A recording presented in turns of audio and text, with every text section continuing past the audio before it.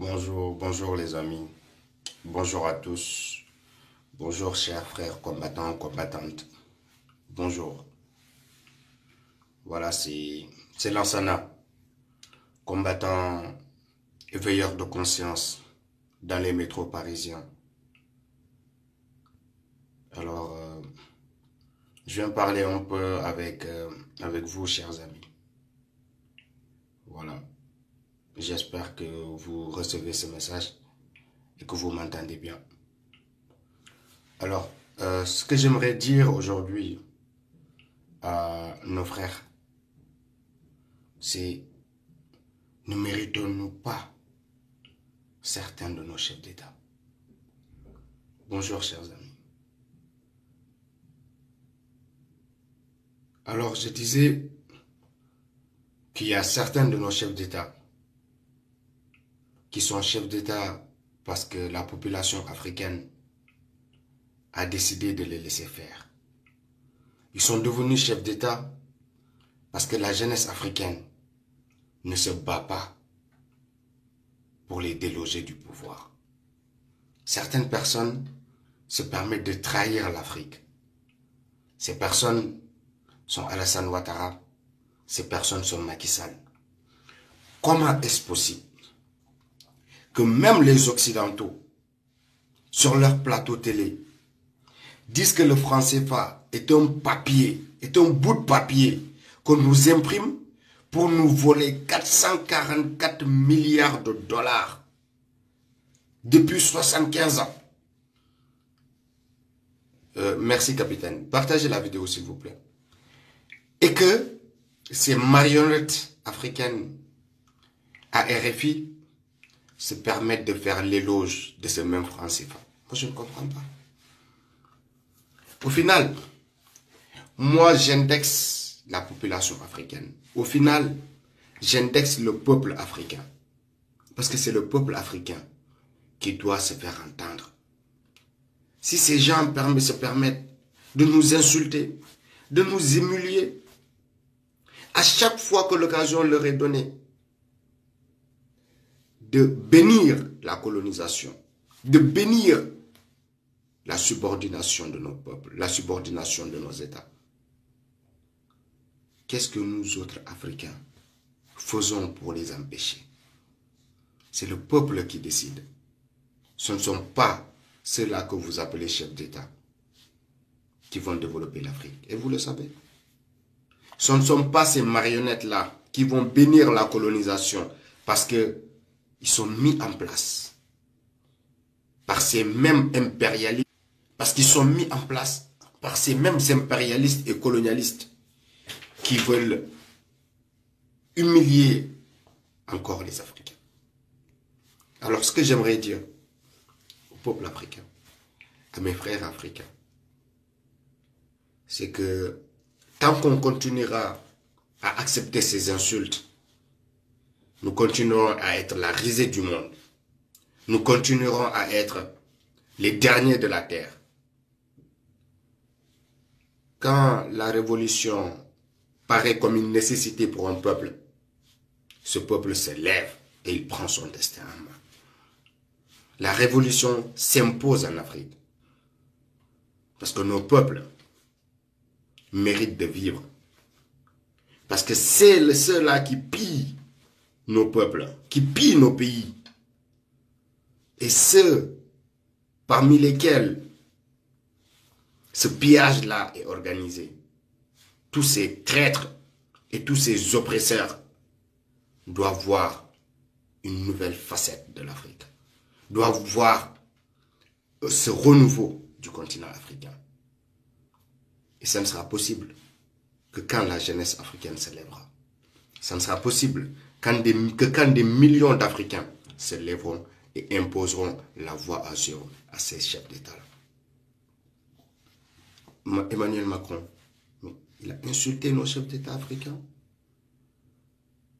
Il leur a dit d'aller bénir le maintien des bases militaires françaises sur le sol africain. Il leur a dit d'aller cautionner, d'aller apposer leur signature pour valider, accréditer le maintien des bases militaires. Ça veut dire que la France aura toute la légitimité, après ces signatures, de dire qu'elle se maintient contre la volonté du peuple africain. Parce que ceux-là, ces marionnettes, ils ne représentent pas la volonté du peuple africain, et vous le savez. Donc la volonté du peuple africain, qui est cette même volonté-là, qui se manifeste à travers les manifestations, à travers la voix de Salif Keita, à travers la voix de tous ceux-là qui commencent à s'élever et à dire ces vérités, cette volonté ne sera pas respectée. Parce que ces présidents ont été convoqués pour valider le maintien des bases militaires sur le sol français. Alors quand nous parlons, Emmanuel Macron, pour nous mettre en mal avec les Français, parle d'un sentiment anti-français. Alors ce que j'aimerais dire, il ne s'agit pas d'un sentiment anti-français en réalité. Il s'agit d'un sentiment anti-colonisation. Il s'agit d'un sentiment anti-impérialisme. Il s'agit d'un sentiment anti-subordination de nos peuples. Il ne s'agit pas d'un sentiment anti-français. Ce discours-là, c'est pour mettre en mal le peuple français et le peuple africain, ou nous autres Africains qui vivons en France. Parce que vous savez, si l'islam ne divise pas, c'est l'immigré qui doit diviser. Et il faut qu'on évite de tomber dans ce même piège-là, qu'ils essaient de nous tendre, nous mettre en mal, nous, peuples opprimés, avec leur même peuple qu'ils oppriment. Que cette oligarchie française continue à opprimer et à humilier, à tabasser, à maltraiter dans des manifestations des Gilets jaunes. Il ne faut pas qu'ils arrivent à nous mettre en mal avec le peuple français. Peuple français qui écoute cette vidéo-là, notre combat est un combat pour la souveraineté de nos pays. Notre combat est un combat pour la souveraineté de l'Afrique, pour la fin de la colonisation de nos terres, pour la fin de l'asservissement monétaire à travers l'instrument du franc CFA, pour la fin de cette recolonisation qui passe par le maintien des bases militaires françaises sur des sols de pays indépendants ou déclarés indépendants. Ce combat, nous allons continuer à le porter parce que les Français comprennent. Quand j'ai regardé la commémoration de ces 13 personnes prétendues mortes au Mali, j'ai vu dans les commentaires que le peuple français a compris. Et ce qu'ils disaient, pour la plupart d'entre eux qui commentaient, ils disaient mort pour les multinationales, mort pour Bolloré, mort pour Areva. Et c'est ça la vérité. Et cette vérité-là, le peuple français l'a compris.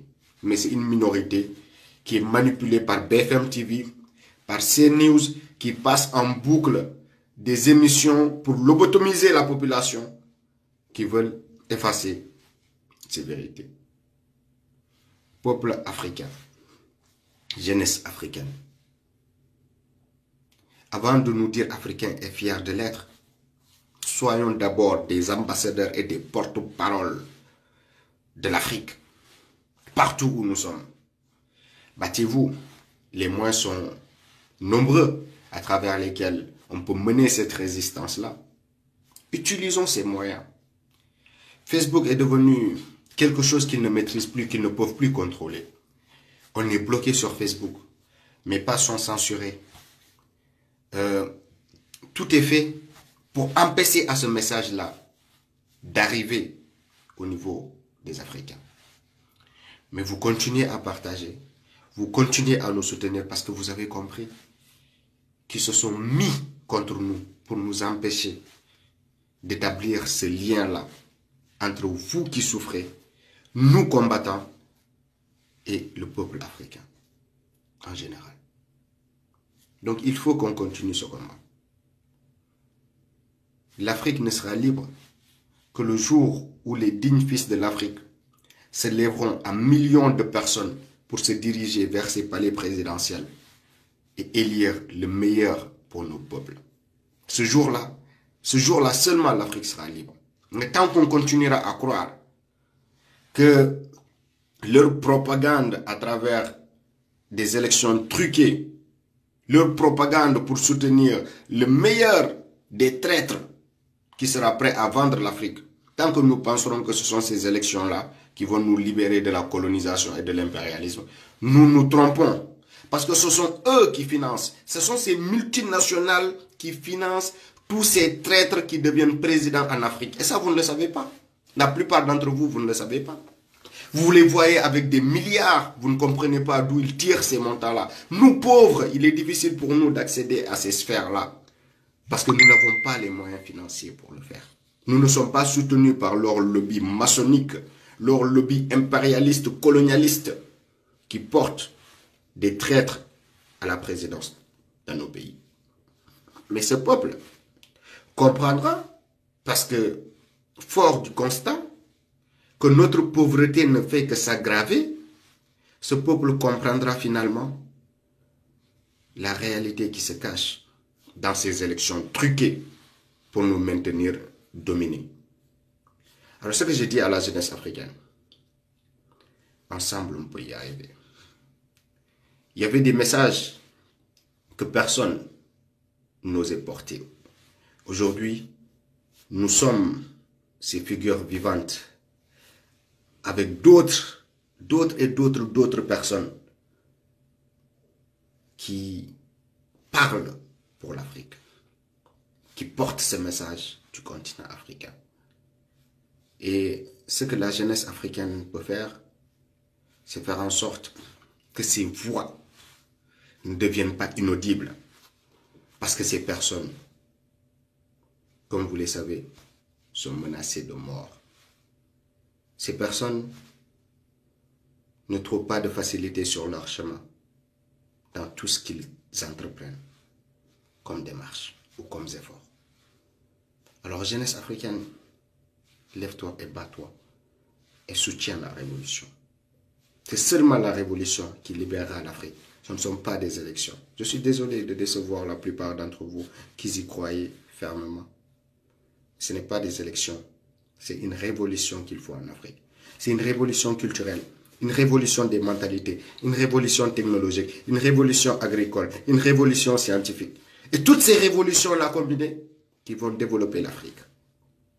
Mais ce ne sont pas ces farces, ces aides au développement, ces bras tendus, humiliants pour le continent africain qui vont libérer et sauver l'Afrique. Je suis désolé. C'est l'effort des Africains qui sauvera l'Africain. C'est le combat, la révolution du peuple africain qui révolutionnera l'Afrique. Nous en sommes capables. Nous avons des talents. Nous avons l'intelligence. Nous avons des hommes dignes et fiers d'être africains qu'il faut supporter, qu'il faut porter dans nos pays pour qu'ils deviennent présidents. Ils sont de plus en plus nombreux dans plusieurs pays africains. Vous pouvez citer ces hommes politiques-là qui sont courageux, qui ont l'idée et les ambitions de Thomas Sankara. Ce sont ces personnes qu'il faut identifier et soutenir pour qu'ils deviennent présidents. Mais c'est une révolution qui les portera à la présidence, pas une élection. Alors ces vérités-là, quand on les porte à l'endroit du peuple africain, on est taxé de tous les noms.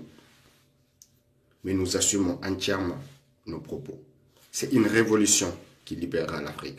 Ce ne sont pas des élections truquées. Voilà.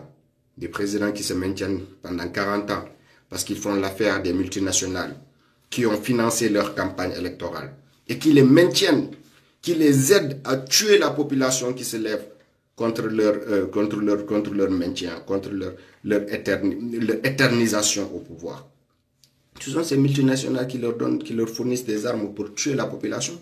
Ce sont ces mêmes multinationales qui créent des guerres tribales pour continuer à piller nos ressources qui existent dans nos pays. Parler de Dogon, parler de Peul au Mali, parler de Soussou, parler de Malinké, je ne sais pas quoi, Soussou, Peul, Malinké en Guinée-Conakry, parler de Hutu, Tutsi, mais tout ça là, il faut se poser la question, ça arrange qui?